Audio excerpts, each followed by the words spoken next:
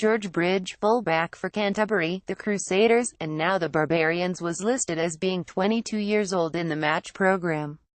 But in the evening after Saturday's match he seemed much younger than that. He was wearing conspicuously new clothes, slacks, jacket and a flat cap that he had bought earlier in the week, and they seemed to fit him too well, as if he had just been dressed by his mum for his school photograph. After the match he waited patiently off to one side while the press interviewed the All Blacks, smiling all the while. It was a big goofy grin, and he did not seem any more aware of it than he did of the fresh blue bruise on the bridge of his nose. Bridge was a happy man. He was meant to be in Bali this week, on holiday with his mates. He got the phone call from the Barbarians on the Saturday before the match. So he scrapped his travel plans, packed his kit, and got on a flight to London instead.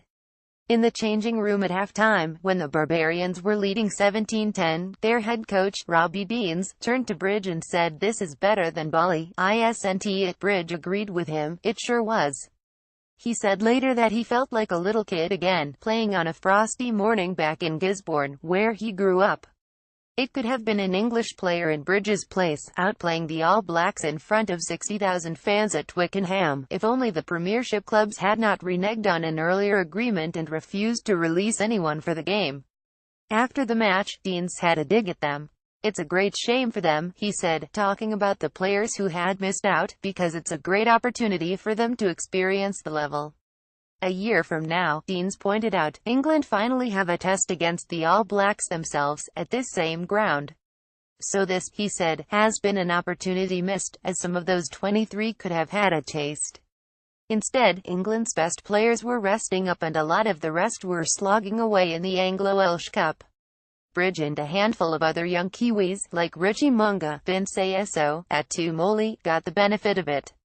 It is not just the young players who gain from playing for the Babas, and Bridge was not the only one with a grin after the game was over. Andy Ellis, who led the side from scrum half, played the last of his 28 tests for the All Blacks in 2015. He is 33 now, and winding down his career in Japan.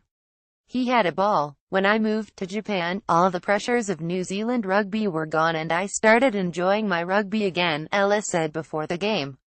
"That is one of the reasons why I'm so excited to be involved with the Babas too.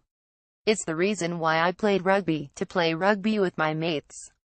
Talk about player welfare always dwells on the physical costs, the rips, tears, twists and concussions, but the mental strain of playing the game can be just as damaging, and far harder to understand and treat.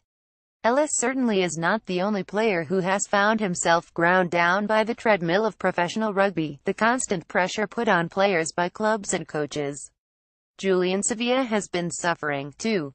He and the All Blacks coach, Steve Hansen, have both spoken about how he seemed to have fallen out of love with the sport. One of the reasons Hansen was keen for Savea to come and play for the Barbarians was because he hoped it would help get his enthusiasm back. Savea did not have a great game for the Barbarians, but he did have a great time. "It was awesome," he said, "a great experience. This is the way rugby should be," Dean said. "It's a player's game and sometimes coaches forget that. If the coaches forget it, you wonder if some of the executives ever knew it to begin with." Of course the Premiership clubs didn't release their English players for this match. They are the same people who want to shorten the Six Nations, cut down the length of the Lions tour, and extend their own season, despite the fact that so many of their own players are opposed to those changes. And the more they push the sport in that direction, the more irrelevant the Barbarians seem, and, conversely, the more important they become. There were no great stakes riding on Saturday's match. The play was loose, the refereeing casual, the crowd quiet. It was, everyone agreed, a festival game.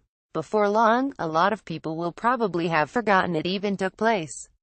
But Bridge will not have. He and the rest of these Barbarians will remember the match for a long while yet, if their hangovers allow them, as a little reminder of why they fell in love with the sport in the first place, back when it was a game and not a job.